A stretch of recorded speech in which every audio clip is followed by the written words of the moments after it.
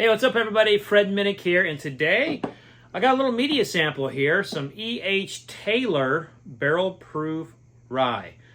Now, this is one of those products that people get pretty excited about, and you may think they're hard to come by, but believe it or not, rye does not sell as well as bourbon. Oh, sure, the major bourbons or the major ryes do well, and let me tell you, E.H. Taylor's not going to have any problem selling this.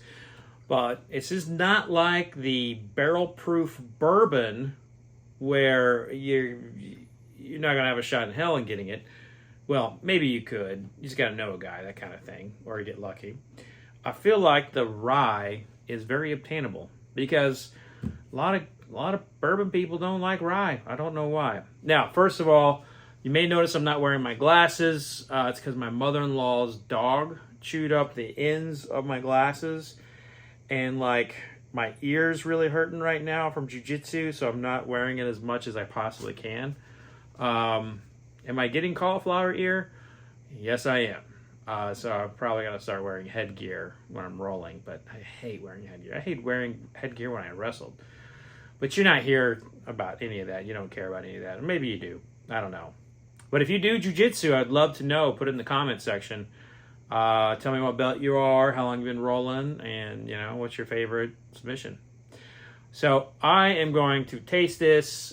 This is the SRP on this is $77.99. I was like, that's a weird SRP number. Really weird SRP number. But I'm really excited about this because I think this is something that you can get. I don't think it's going to be as hard to get as the bourbon. It will be easier to get, definitely, than the Handy or the Sazerac, which is the Buffalo Trace Antique Collection. So, yeah, let me just get to it. Well, actually, let me give you a quick little history thing about Kentucky Ryes first. I'm actually working on a book right now where I found some old recipes of Kentucky Ryes, and of late, all the Kentucky Ryes, they're usually really low. I found one that's like 85% rye, and I learned about it through a lawsuit from the 1800s, and I was like, I learned something new every day. Like we'd always thought that Kentucky Ryes, which we knew were kind of an anomaly, they weren't very commonly made because they're bourbon distillers, not rye distillers, and in Pennsylvania were the rye distillers. And here I found one that was in the 85 percentile. I just was kind of shocked by that today. I mean, I figured that they were out there, but I had never seen like an actual recipe from that time frame. And most of the Kentucky distillers would make rye maybe once a year, once every 2 months, when rye would become a little bit more popular, and the Kentucky distillers would acquire Pennsylvania brands that went out of business, like Rittenhouse. They would actually start making rye once a month, and as rye got more popular, it might be once every 2 weeks. But they would, in the early days, like we're talking 50s, 60s, 70s, 80s, they could not control the enzymes. So fermenting rye is much more foamy, like it has more enzymic activity than corn, rye, and barley together, because the barley is like the rye is a low count in a bourbon recipe. And so they didn't have a lot of tools like enzymes and so forth during that time period. So one of the old school techniques was that they would use lard and put it around the fermentation tanks, and that would absorb it and keep it from going over the top of the fermenter. Like every now and then you'll see a craft distiller who's new to the game, and they try to make rye whiskey, and the fermentation goes everywhere. Occasionally that pops up on social media.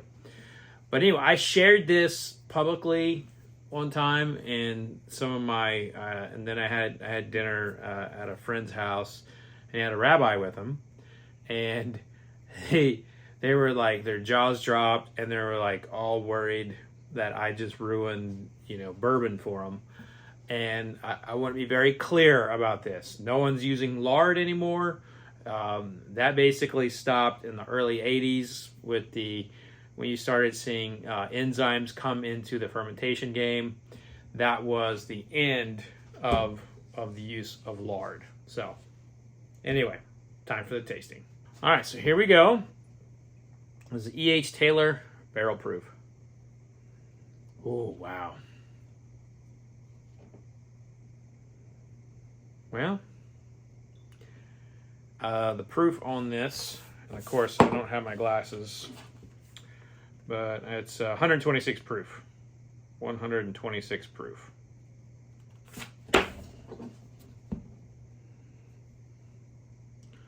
I think I should maybe do more videos without my glasses, because it's actually good for me not to be wearing them all the time.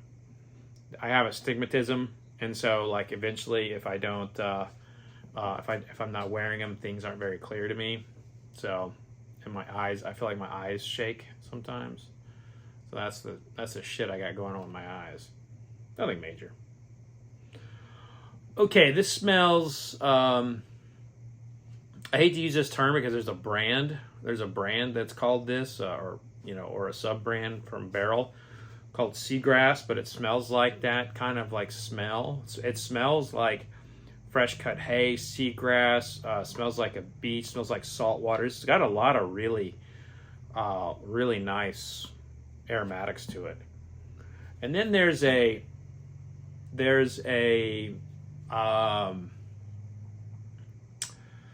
what am I saying here?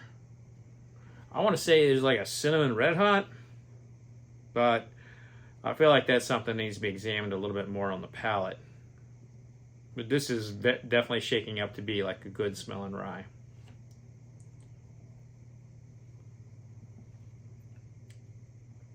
Wow.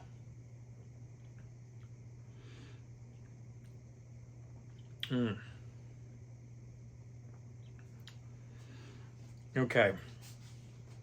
As good as this tastes, I'm going to strike what I said before that you might be able to find it. Because once this gets out in the market and people start tasting it and giving their thoughts on it, you will not be able to find this. This is phenomenal.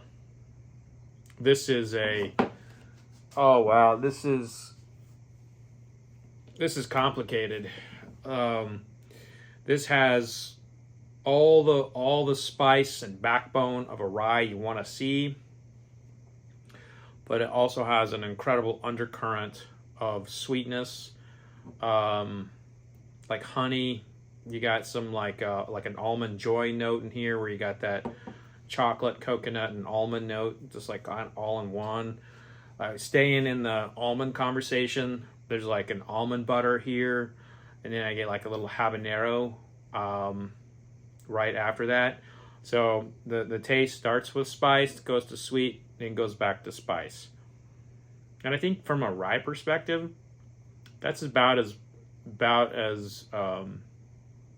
the flow and transition of a tasting that you want.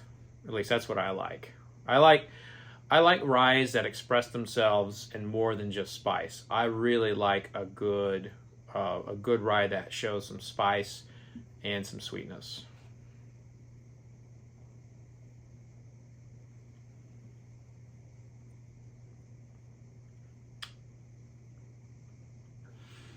One other note. If you ever are been to a Caribbean island, or you go to tropical places, they will often garnish a cocktail with a little sliver of a sugar cane. Now, it's very different than the sugar cane that would be used in like making rum, which most rums are using molasses, but all sugar cane sugars come from that cane, and they'll cut out little slivers of them and use them as garnishes.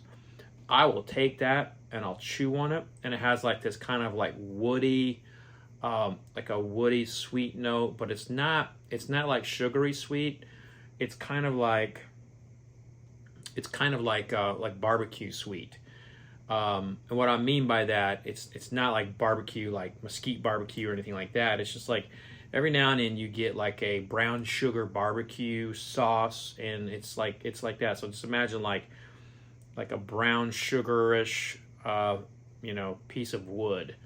That's kind of what it tastes like there. So it's like chewing on that little sugar cane note, and yeah, man, this is great. I'm gonna taste it one more time because I can, and this is I've got to determine the finish here.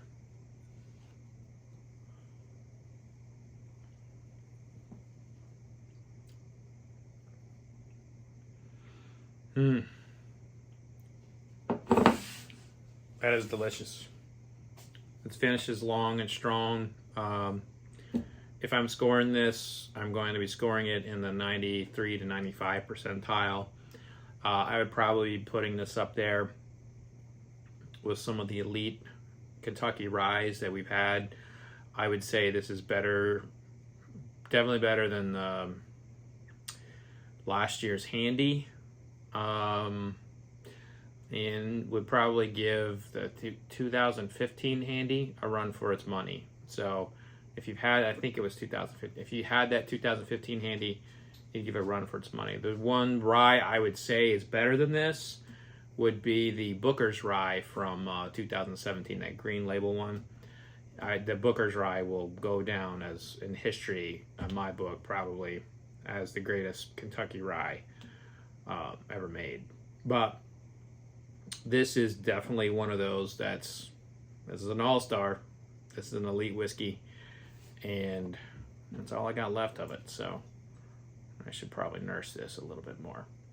But thank you so much for tuning in. I appreciate you checking out my channel.